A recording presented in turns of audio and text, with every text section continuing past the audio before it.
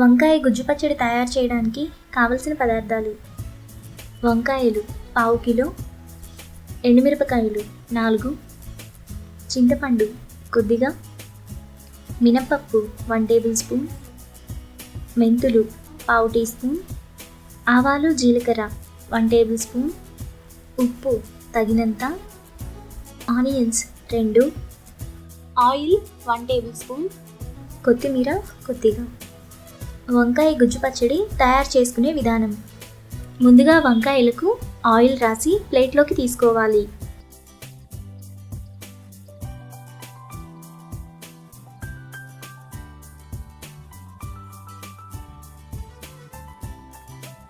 ఇప్పుడు స్టవ్ వెలిగించి ఆయిల్ రాసిన వంకాయలను స్టవ్ మీద పెట్టి కాల్చుకోవాలి.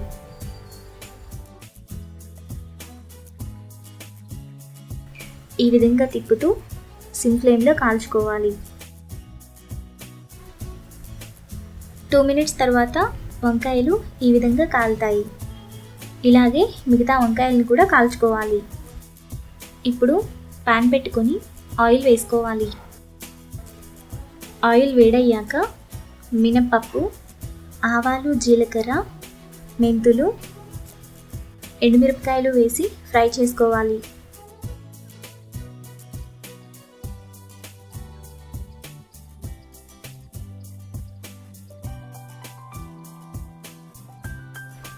పోపు ఇలా ఫ్రై అయ్యాక మిక్సీ జార్లో వేసుకొని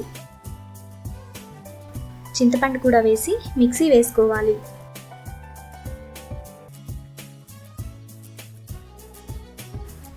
తర్వాత వంకాయలకు ఉన్న పొట్టును తీసి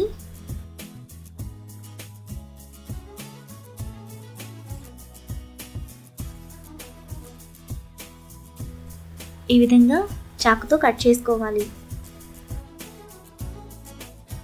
ఇప్పుడు వంకాయను బౌల్లోకి వేసుకొని అందులో మిక్సీ వేసుకున్న కారం, ఉప్పు, ఉల్లిపాయ ముక్కలు, కొత్తిమీర వేసి కలుపుకోవాలి.